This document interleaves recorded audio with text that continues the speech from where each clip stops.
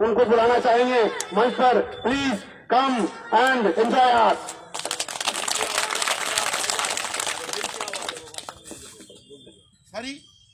वो भाषण उनका दिल से भाषण निकलता है, दिल की आवाज है, तो मजलूमों की आवाज है। चंदन सिंह साहब।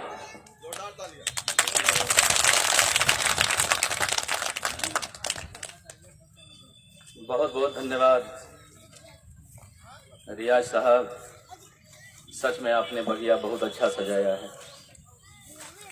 पाकुड़ के इस धरती को, इस नाचीज चंदन सिंह का दिल से नमन है। आप सबों का सच में प्यार देख के मन में एक उमंग है।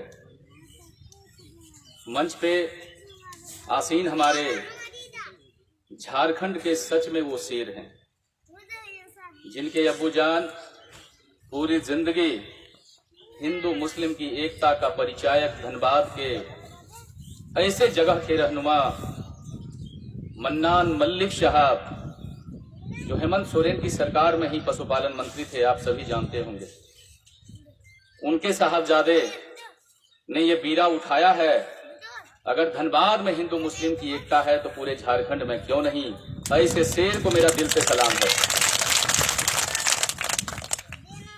हमारे झारखंड को एक धार देने के लिए अपने परिवार, बाल बच्चा, समाज सबसे बेमनस्यता उत्पन्न करके जब इन्होंने पतंग को अपने छत से लहराने का काम शुरू किया, उस बासेपुर की नगरी से, जो आपने फिल्म भी देखा होगा बासेपुर, गैंग्स ऑफ बासेपुर, उस धरती से आया हुआ इजाज अली साहब को भी दिल से नमन है कि पूरे कौम में एक कयामत लाने की जो इन्होंने बीड़ा उठाई है, इनको आप सबों का साथ चाहिए।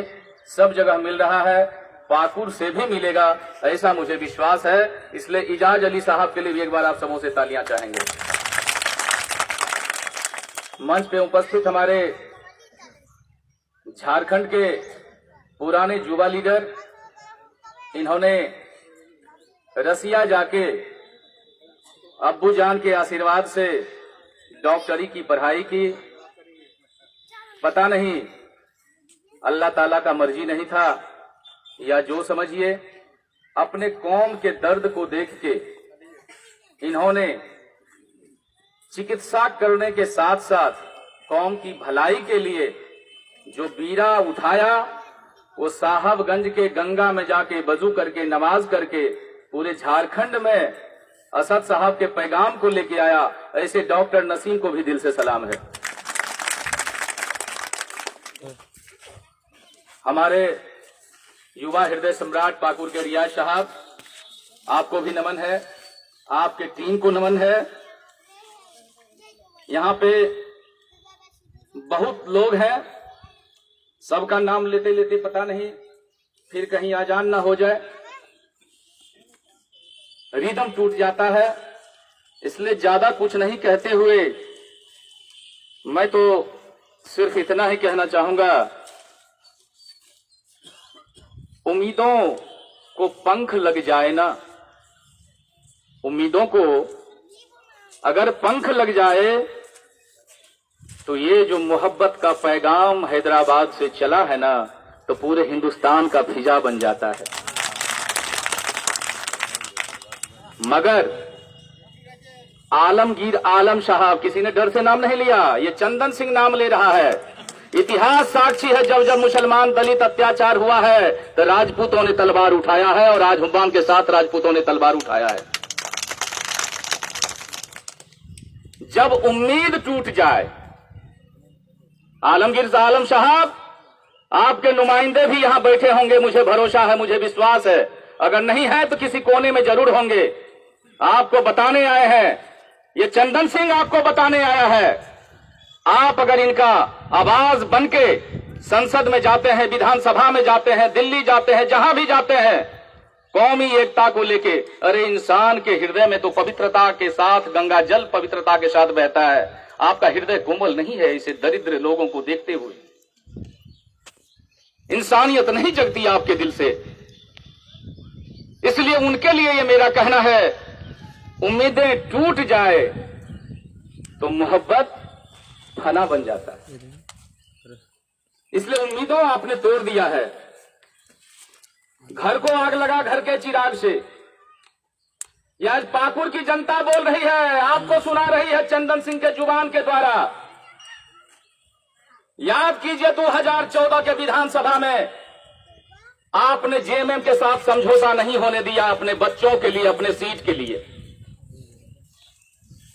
फुरकान साहब ने बेटा इरफान के लिए समझौता नहीं होने दिया, रघुवर सरकार को बनाने में आपने मदद किया। यह मुसलमान को बताने मजलिस आया है।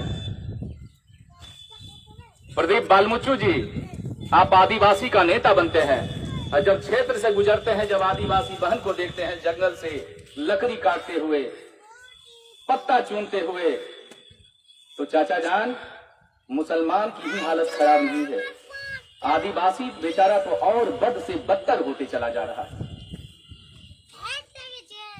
ये स्थिति जब आप देखेंगे, चूंकि हम लोग पूरे झारखंड का दौरा कर रहे हैं, और ये जान लीजिए आपके मन में जो खौफ पैदा किया गया है, ये मुसलमानों की पार्टी है और किसी और को डर नहीं है। हिंदू को आपसे डर नहीं है, ये मुसलमान को ही डर है। ये मियां का पार्टी है। जान लीजिए, अगर ये मुस्लिम का पार्टी होता तो चंदन सिंह आपके सामने शेर की तरह दहाड़ता नहीं। अगर ये मुसलमान की पार्टी होती तो आप तेलंगाना जाके देखिए, मुसलमान से ज्यादा हिंदू उन्हें प्यार करता है असद साहब को। अगर मुसलमान से नफरत होता तो सलमान खान जैसा हीरो को जितना मुसलमान पसंद नहीं करता, उससे ज्यादा हिंदू पसंद करता है। उनके तस्वीर को देखता है, उनके पिक्चर को देखता है। शाहरुख खान हमारा हीरो, आमिर खान मेरा हीरो, मोहम्मद रफी का गाना सुनेंगे, ताजमहल का दीदार करेंगे, लाल किले पे जाके झंडा फहराएंगे, लेकिन मुसलमान बोल के लाठी और डंडा से मारेंगे। अरे बेईमानों, किसको समझा रहे हो? ये अलख जगाने चंदन सिंह आया है, ये अलख जगाने पाकुड़ से पूनम ठाकुर निकली है, पंचानंद ठाकुर निकला है, आपके बीच में पंडित स्वरूप आशीर्वाद देने बटेश्वर दत्त भी आपके सामने आया है। आप डरिए मत। किसने कहा कि ये मुसलमानों की पार्टी है? नाम रख देने से मुसलमान हो जाता है क्या? अगर मुसलमान भी हो गया है तो किस बात का डर है? चाचा जान, न मैं यहां आरती की बात करने आया हूं, न ही आजान की बात करने आया हूं। आप तमाम लोग जो घर में बैठ के सुन रहे होंगे, जिन्हें डर है, उन्हें मैं आवाज देना चाहता हूं कि आप घर से निकलिए। आपके बीच पूरे झारखंड से मुसलमान ही नहीं, हिंदू भाई भी आपके साथ कंधे में कंधे मिला के आपके हक और हुकूक का आवाज बन के निकला है। किस बात का डर है? क्यों आपको डराया जा रहा है? आप डरिए मत। और ये डराने वाला भी कौन है? ये डराने वाला वही हाथ छाप है।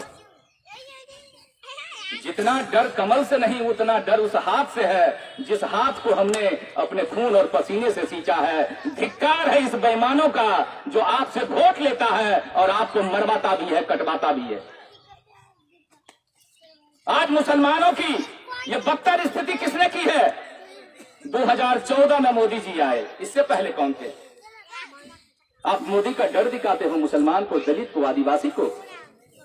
अरे बेईमानों, उसे तो हम अपना दुश्मन मान ही लिए हैं, लेकिन तुम जो दोस्त बन के हमारे पीठ में खंजर भोंक रहे हो, इससे बताने और बचाने मजलिस आया है। सच्चाई आपको जानना होगा। इसलिए हमने कहा था कि हम ना आरती की बात करने आए हैं, न ही अजान की बात करने आए हैं। अरे हम तो आपको संविधान और हिंदुस्तान की बात बताने आए हैं, यही मजलिस कहने आया है। हमारा संविधान क्या कहता है? ये लोकतंत्र संविधान से चलता है।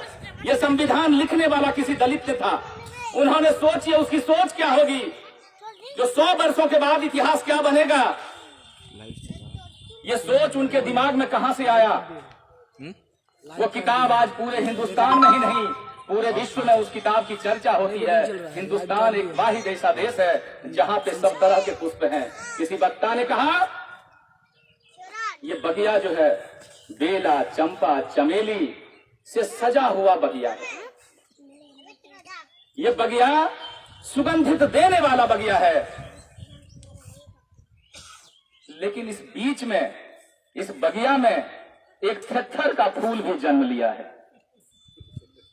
ये जो थेथर का फूल है वो जगह जगह जाके घिना रहा है, महका रहा है। जो खुशबू इस बगिया की थी 1947 के बाद इस थेथर के फूल ने जगह जगह जाके विचलित करके रख दिया है। इस थेथर के फूल को हिंदुस्तान से भगाने मजलिस आया है, ये मैं बताना चाहता हूं। आइए और सोचिए, असद साहब तो 1000-1200 करोड़ के मालिक हैं। हैदराबाद के निजाम ने हमेशा से देश को एक परिदृश्य दिया, एक दिशा दी। चाइना के युद्ध में हिंदुस्तान आर्थिक तंगी से जूझ रहा था। हमारे पत्रकार बंधु भी यहां पे हैं और अगर कोई इतिहास के जानकार होंगे तो वो भी जानते हैं, पंडित नेहरू ने जब निजाम से मदद मांगा तो आज के नेता से पूछिए, अपने बीबी का कान का झुमका भी नहीं देगा, दान करेगा। और निजाम ने 5000 किलो सोना हिंदुस्तान के लिए दिया, हथियार खरीदने के लिए दिया, आर्थिक स्थिति को मजबूत करने के लिए दिया। कैसे मुसलमान के बगैर यह हिंदुस्तान बनेगा? यह 1947 के पहले हम दोनों भाई, एक तरफ से बोलता था कोई नारे तकबीर, दूसरे तरफ से मेरा हिंदू भाई बोलता था हर हर महादेव। और जब दोनों भाई हम तलवार लेके निकलते थे तो अंग्रेज को दूर भगा दिए। लेकिन चाचा जान, अंग्रेज तो भाग गया। ये थेथर का फूल जो आर्यन द्रविडियन आया, ये हमको समाज में बांट के रख दिया। इस थेथर के फूल को भगाने अब मजलिस आ गया है।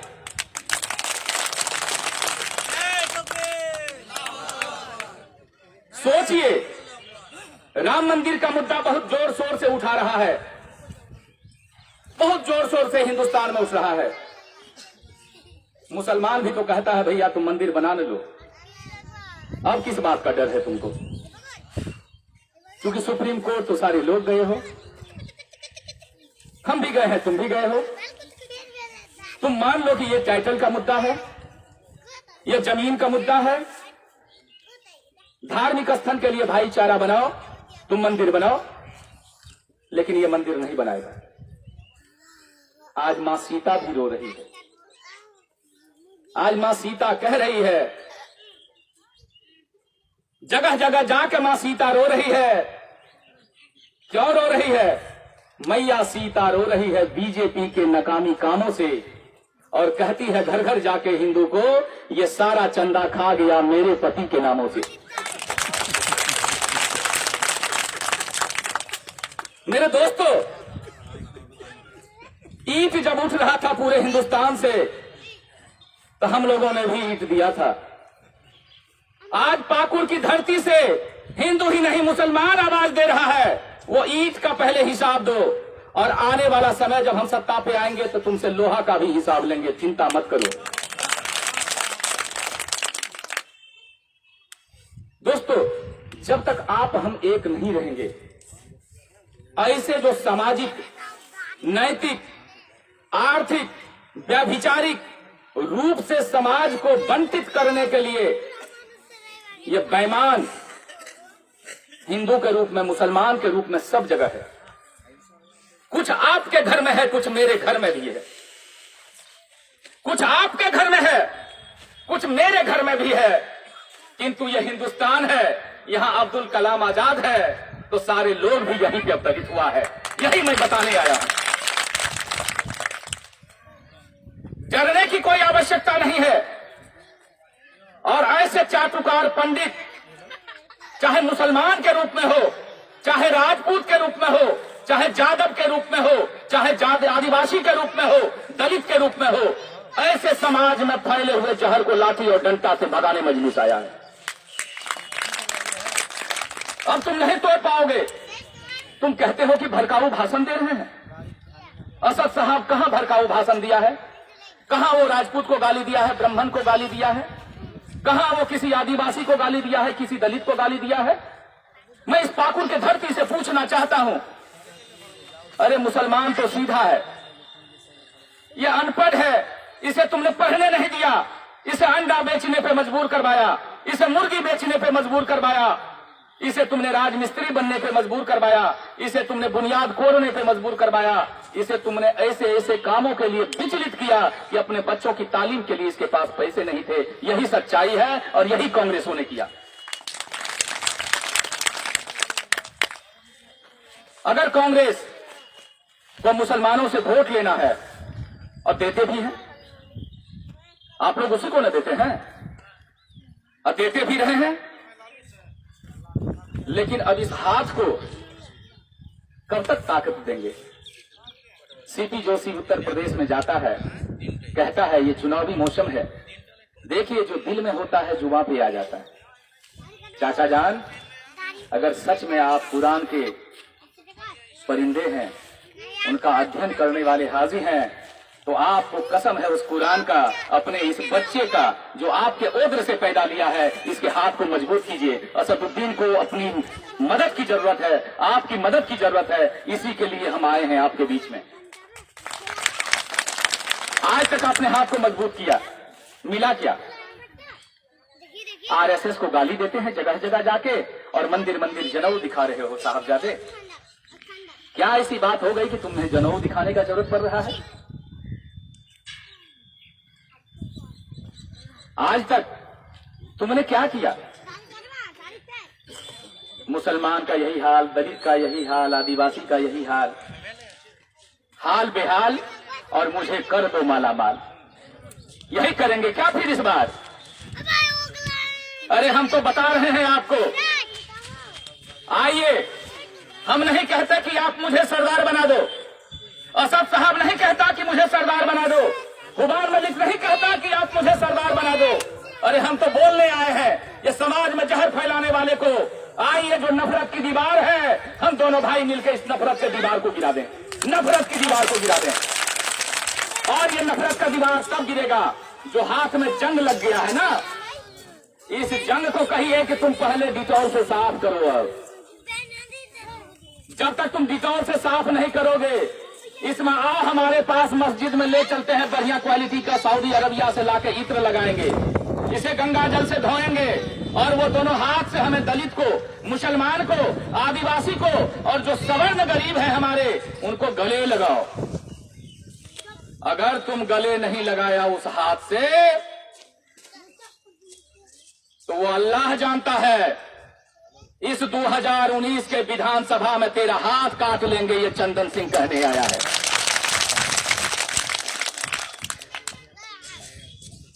कब तक चलेंगे आप? कब तक चलाएंगे इन लोगों से? क्या दिया है आपको? आज डर पैदा हो रहा है। आपको क्या लगता है पाकुड़ के ही लोग डरे हुए हैं? हमें धमकी नहीं मिल रही है क्या? कुबान साहब को धमकी नहीं मिल रही है क्या? और ये धमकी देने वाले कौन है? चाचा जान, ये कमल से धमकी नहीं मिल रहा है, इसलिए कि कमल तो अब सूखने जा रहा है, मुरझाने जा रहा है। ये जो हाथ को थोड़ा पंख लग गया है 3 स्टेट में, ये मुसलमान को अपना बपोती वोट मान लिया है। ये कहता है कहां जाएगा? तब तो सीपी जोशी ने कहा कि राजीव गांधी ने मंदिर का ताला खुलवाया, और उसके वालिद साहब जो आ रहे हैं साहबजादे, वो बैठ के मंदिर बना देंगे। धिक्कार है आपको मुसलमान कहने पे, अगर आप कांग्रेस को वोट देते हैं तो। ऐसी नफरत की जहर उन्होंने घोली है, उसे तनिक भी डर नहीं है जुबान पे ऐसी बात कहने के लिए, इस तरह से भड़काने के लिए। हम लोग जगह जगह से आ रहे थे, देखे ना रोड है पाकुड़ में, न पानी मिल रहा है लोगों को। कौन सी बुनियादी सुविधा दे दिया आलमगीर आलम साहब आपने अपने बच्चों को, अपने लोगों को, अपने भाई को? किस मुंह से आएंगे इस चुनाव में आप वोट मांगने? अगले बार तो बेटा के नाम पे आप गठबंधन नहीं होने दिए, और जब देख लिए जब मेरा बेटा जीत गया है तो यहां किसी और को फटकने न दें, तो चलिए अब गठबंधन कर लो। चाचा जान, ये गठबंधन नहीं है, ये आपका ठगबंधन है। ये ठगबंधन करने आया है, ठगबंधन कर रहा है। सोचिए, झारखंड मुक्ति मोर्चा आज से 10 से 15 दिन पहले इन्हें भाव नहीं दे रहा था, इनसे बात नहीं कर रहा था। लिपस्टिक वाले जो प्रदेश अध्यक्ष हैं अजय कुमार, जो कंघी लेके आए थे सबका बाल झाड़ने, बाबूलाल जी इनको संसद में भेज दिया। जैसे दिल्ली गए, सोनिया गांधी से संपर्क हुआ, बाबूलाल को झटक दिया, सोनिया जी का हाथ पकड़ लिया, प्रवक्ता बन गया। और प्रवक्ता बनने के बाद पता नहीं क्या हुआ, आज प्रदेश अध्यक्ष हो गए। जो खुद आरएसएस का आदमी हो, जो खुद हाफ पैंट पहन के राजनीति शुरू किया हो, क्या वो मुसलमान का भला करेगा, दलित का भला करेगा, आदिवासी का भला करेगा? जेबीएम में जगह नहीं, कांग्रेस में आ गया। 2014 के लोकसभा चुनाव में चाहे मुसलमान हो, राजपूत हो, दलित हो, आदिवासी हो, ब्राह्मण हो, सारे लोगों ने देखा कि हवा अभी मोदी का बह रहा है, तो मोदी के पास चला गया। और जैसे फिर हवा इधर थोड़ी सी रुख न ली, ये पछिया जैसे बहने लगा, सारे लोग पीछे ऐसे करके अब इधर बहने लगा। ऐसे लोगों से सावधान करवाने मजलिस आया। मैं एक कहानी बताना चाहता हूं। एक गांव का मुखिया था दीनानाथ सिंह, उसके 2 सुपुत्र थे।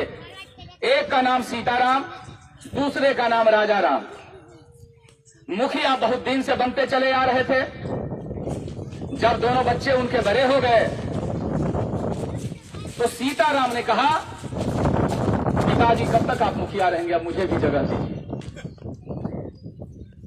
गांव गांव में जाके अपने पिताजी के विरुद्ध में बतियाने लगे, मेरा बाप चोर है, मेरा बाप ये किया, मेरा बाप कुछ नहीं किया, आप लोगों को ठग रहा है, कैसे उसको मुखिया बना रहे हैं। लोगों को लगा बात तो सही बोल रहा है, इतना दिन से मुखिया बन के गांव में कोई सुविधा नहीं है, ये बच्चा जरूर उसके घर का चिराग पैदा लिया है, कुछ करेगा मेरे लिए।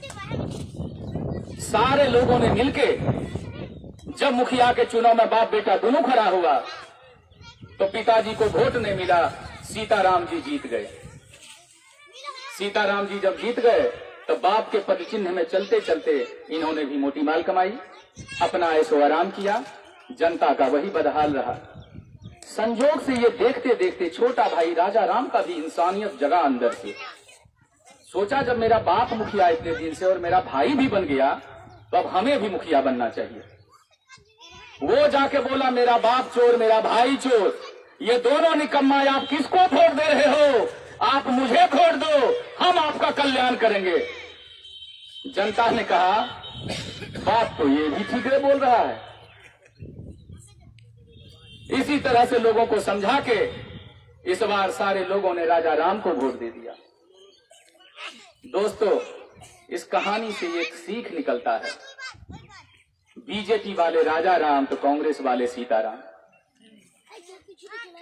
अरे अब आपके बीच में असद आ गया है घनश्याम, आप उसे पकड़िए और बांसुरी सुरीला बजाइए और इसे आप बैठाइए, क्योंकि ये आपका इंसान है, आपके ओद्र का पैदा हुआ बेटा है, इसके नाम पे आप इसको रहनुमा बनाइए। क्योंकि ना ये पद लिया, न किसी सांसद को कहीं पे भेजा, अपने भी सांसद बना, यूपीए 1 में भी था, फिर भी मुसलमानों के लिए, दलित के लिए, आदिवासियों के लिए आवाज उठाया। इसके सारे ट्रैक रिकॉर्ड्स हैं, न इस पर कोई रेपिस्ट का आरोप है, न कोई भ्रष्टाचार का आरोप है, न इस पे कोई मॉब लिंचिंग। आप हैदराबाद जाइए, कहाँ वहां पे हिंदू मुस्लिम हो रहा है, कहाँ किसी अखलाक की हत्या हो रही है, कहाँ गाय के नाम पे काटा जा रहा है? क्यों हैदराबाद को रोल मॉडल बोला जा रहा है? केसीआर के साथ समझौता करके अपने 8 सीट पर ही कैंडिडेट खड़ा किया और 7 सीट जीतने के बाद किसी विधायक को बोला तुम्हें मंत्री नहीं बनना है। उन्होंने विधानसभा को सुशोभित करके वहां पे 40 लाख मुसलमानों के लिए 2100 करोड़ का बजट पास करवाया। वहां पे 12% मुसलमानों के लिए, आदिवासियों के लिए, दलितों के लिए आरक्षण पैदा करवाया। आप चले जाइए चाचा जान, अगर किसी का हार्ट अटैक अगर हो जाता है यहाँ पे, तो वो तो जिंदा रहेगा कि नहीं रहेगा वो अल्लाह जाने। अगर वो किसी तरह कलकत्ता बगल में चल भी गया तो 4 से 5 लाख रुपया ऑपरेशन का खर्चा है। लेकिन हैदराबाद में यहाँ पे मीडिया भाई बंधु बैठे हुए हैं, उनके पास रिपोर्ट भी होगा, नहीं होगा तो वो देख लें गूगल सर्च करके। 60,000 रुपया में आप ओपन हार्ट बाईपास सर्जरी होता है। 20 रुपये में अगर किसी तरह का इलाज कराना हो तो आप जाइए उस हॉस्पिटल में भर्ती होइए। 20 रुपये का मजलिस का एक टिकट कटाइए। 3 महीने तक मुफ्त में दवा, मुफ्त में सेवा, मुफ्त में भोजन, आपको चंगा करके वहां से आपको यहां भेजा जाता है। इसका नाम असदुद्दीन ओवैसी है। 2800 बेड वाला हॉस्पिटल, 1400 बेड वाला हॉस्पिटल, 1500 बेड वाला हॉस्पिटल, 3 हॉस्पिटल वहां कार्यरत है। बच्चे जो हमारे क्रिकेट खेलते हैं, फुटबॉल खेलते हैं, वॉलीबॉल खेलते हैं, उनके लिए उन्होंने अपने एक स्पोर्ट्स क्लब तैयार किया है। शिक्षा के लिए जो ये बच्चे हैं उन्हें कोई ज्ञान नहीं है, आपने भाषण सुनने यहां पे बिठा दिया। जब आप ताली मारते हैं तो वो भी ताली मारता है। इसे देख के तरस आता है, इसे कुछ पता नहीं है। ऐसे बच्चों को पढ़ाने के लिए जो 50,000 बच्चे को मुफ्त में शिक्षा दी जाती है, केसीआर से बोल के इस बार 25,000 और बढ़ा के 75,000 बच्चों को मुफ्त में शिक्षा देने का काम असदुद्दीन ओवैसी ने करवाया। आज झारखंड में आलमगीर आलम साहब, अरे मदरसा का हालत देखिए। आप जाते हैं, बैठते हैं सबके पास, इंसानियत थोड़ा भी बचा है तो मदरसा में क्या आतंकवादी पैदा होता है। अरे चंदन सिंह जाके 75 मदरसा में बैठा है। रात के 12 बजे तक हम उस बच्चों के साथ मार भात चोखा खाए हैं। क्योंकि असद साहब का पैगाम था, पहले झारखंड का दौरा करके टोटल डिटेल हमें चाहिए, उसके बाद आपकी आवाज वो संसद में गूंजेगी। मैं विश्वास दिलाना चाहता हूं, इसलिए आप आइए, आपसे हाथ मिलाइए। ये चुनावी मंच नहीं है, हम आपके पास चुनावी रणनीति लेने के लिए नहीं आए हैं, आपको जगाने आए हैं। अगर हम चले हैं धनबाद से, रांची से, तो जगह जगह रुक के वहां की वीडियोग्राफी, वहां की फोटोग्राफी, वहां के जनमानस से मिलते हैं, उनके क्लिपिंग लेते हैं। और अभी जो आप बैठे हुए हैं, ये असद साहब के पास हैदराबाद से लिंक जो चैनल है, जो हमारा यूट्यूब है, उसके साथ ये डायरेक्ट कनेक्शन है और अभी वो आपको देख रहे हैं। इस मीटिंग को हैदराबाद में देखा जा रहा है। जो क्या दर्द है यहां का, बताइए। आदिवासी का नेता 17-18, मुसलमान का नेता कौन? धिक्कार नहीं है आपको? बाबूलाल मरांडी कहते हैं हम आदिवासी का नेता, हेमंत सोरेन कहता आदिवासी का नेता, प्रदीप बालमुचू कहते आदिवासी का नेता, अर्जुन मुंडा कहते आदिवासी का नेता। अरे भैया, मुसलमान का नेता कौन झारखंड का? ये सारे के सारे दलाल हैं, सारे के सारे चाटुकार हैं, सारे के सारे अपना पेट भरने के लिए मुसलमानों का वोट बैंक बेचता है। ये बताने आपको मजलिस आया है। अगर मुसलमानों का आवाज होता तो रामगढ़ में उतनी बड़ी घटना नहीं होती जो गाय के नाम पे रामगढ़ में भी मारा गया था रियाज भाई, जो आपने भूल गया। एक बार भी आलमगीर आलम साहब ने आवाज उठाया, एक बार भी फुरकान साहब की आवाज निकली, एक बार भी हाजी चाचा जो 80 साल की उम्र में है, फिर भी धोती कुर्ता खोल के कहते हम ही बैठेंगे। शरीर चल नहीं रहा है और संसार चलाने चले हैं।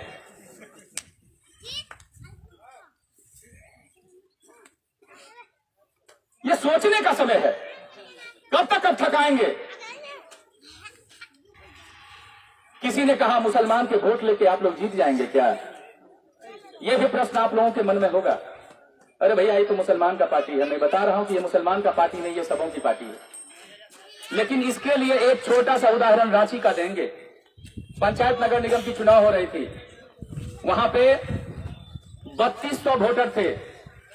अब 3200 वोटर में हम लोग जब गए तो समझा बुझा के एक मुसलमान को खड़ा कराए, जिसका नाम था जावेद आलम। और मात्र मुसलमान की जनसंख्या वहां पे 421। यह शिक्षा है आपके लिए, आप समझिए इन चीजों को। 421 वोट मात्र मुसलमान का, बाकी वो 2800 हिंदू का ही वोट था, सारे कास्ट मिला के। जावेद भी बेचारा डर गया, सर क्या आप कर रहे हैं, हम तो जीतेंगे ही नहीं। अरे मेरे दोस्तों, मैं बता देना चाहता हूं, जिंदगी बड़ा प्यार से अल्लाह ने दिया है। अंधेरा है तो उजाला भी होगा, अंधेरा अगर है तो उजाला भी होगा, मगर अपने भाग्य का एक दिया तो जलाना सीखो, एक दिया तो जलाना सीखो। उनको हम लोगों ने खड़ा करवाया। खड़ा करवाने के बाद जब वोटिंग होने लगी, सारे लोगों ने मत डाला, लेकिन हम लोगों ने प्रण किया कि मुसलमान का एक भी वोट इधर से उधर नहीं जाने देंगे। 421 वोट जावेद आलम को गिरवाया। जब गिनती होने लगी चाचा जान, तो किसी को 50 गो, किसी को 40 गो, किसी के पास 160, और जो इनका प्रतिद्वंदी था उनके पास भी 175 वोट। 33 गो हिंदू में खड़ा था, 33 कैंडिडेट और मुसलमान का वाहिद एक कैंडिडेट। और ऋण नीति के तहत अंक गणित के साथ जब 421 वोट से एक मेरा मुखिया आ जाता है, तो यहां तो 18% मुसलमान है मेरे दोस्तों। तो तुम क्यों डरते हो? आप पहले एक तो हो जाओ। लेकिन बीच में आएगा वो हाथ वाला, बीच में आएगा तीर धनुष वाला, बीच में आएगा कंघी वाला। तीर धनुष लेके आएगा तो उनको कहिए कि भैया ये शहर है, यहाँ तीर चलाओगे छाती में लगेगा, जंगल में चलाओ, वहां जाके शिकार करो। ये शहर में क्यों आ रहे हो? हाथ लेके आता है तो कहिए पहले इस हाथ को पवित्रता के साथ निरंकुशता हटा के हमारे बीच में तुम आने का प्रयास करो, फिर हम सोचेंगे, क्योंकि 70 वर्षों से तुम्हें ही देते आए हैं। अरे सबको देखे बार बार, एक बार ओवैसी सरकार इसी के मार्फत। देव को तो देखिए, आपकी ताकत तो देखिए। और एक बड़ा ही सुंदर चीज कहा गया है, जिस पर जमाना ने हंसा है ना, जिस पे जमाना ने हंसा है, कल वही इनकलाब लाया है, कल वही समाज का परिचायक बनाया है। इसी का नाम असदुद्दीन ओवैसी है। डर भगाने मजलिस आया है। आप डरिए मत। अगर वो बंदा गलत होता तो न जाने मोदी जी कहां उनको तरी पार कर दिया होता। क्या वो मैग्नेट है? अकेला वाहिद सर संसद में बोलता है, सारे लोग सुनता है। क्योंकि बेईमान लोग इतना है, बेईमानी इतनी हुई है कि 100 बेईमान पे एक ईमानदार भारी पड़ेगा। अब पड़ता है, ये आप भी जानते हैं। डरिए मत। आइए मजलिस को मजबूत कीजिए। और चूंकि हम लोगों को जाना है जामताड़ा भी, दुमका भी, क्योंकि चाचा जान लीजिए, सतुआ और पेड़ा गाड़ी में हमेशा लेके चले हैं 2 महीना से। और सत्य में वो सतुआ और चूड़ा और पेड़ा है। जब धमकी आ रहा है, जब बॉडीगार्ड लेके चलिए, नहीं तो हम लोग देते हैं, तो कहते हैं हमारा बॉडीगार्ड ये जनता है, आपकी जरूरत हमें नहीं है। हम आग उगलने नहीं आए हैं, हम समाज को जगाने आए हैं। तुम करो तो बहुत अच्छा, हम करें तो बहुत कष्ट। अरे मुसलमान तो इतना प्यारा है, दलित इतना प्यारा है, आदिवासी इतना प्यारा है। लालू यादव को आपने नेता बना दिया, अरे आप मुलायम सिंह को आपने नेता बना दिया, मायावती हाथी उड़ा दी। वो होने से बहुत स्टैटिक होता है। राजपूत जब मीटिंग करे तो किसी को दर्द नहीं, ब्राह्मण सभा करे तो किसी को कष्ट नहीं, ये बनिया बैताल बैठ के बात करे तो किसी को कष्ट नहीं। अब मुसलमान करता है तो तेरी पतलून ढीली होने लगती है, तेरी पतलून ढीली होने लगती है। मुसलमान को अधिकार नहीं अपने हक और हुकूक का बात करने का।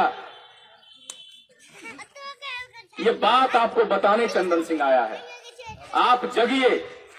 जब तक डरेंगे तब तक चलेंगे, और जब डर हटा देंगे तो आपके चरणों में वो चरणबद्ध होगा। ये मैं विश्वास दिलाना चाहता हूं।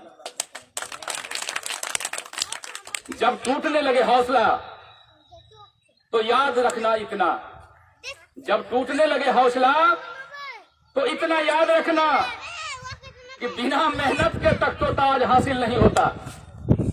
जब टूटने लगे हौसला तो इतना याद रखना कि बिना मेहनत के तक तो ताज हासिल नहीं होता।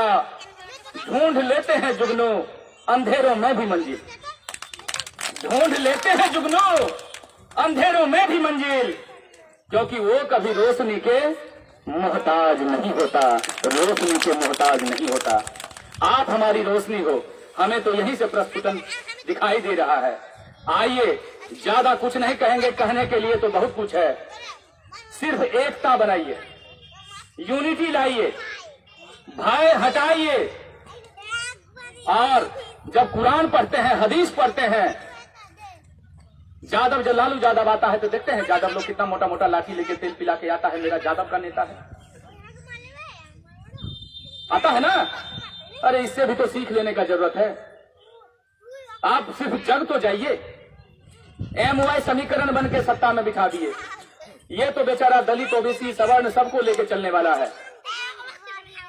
आप देखेंगे वहां मस्जिद में जो नमाजी लोग हैं, जो मौला लोग हैं, उनके लिए 5,000 रुपया महीना उन्होंने बांध दिया है।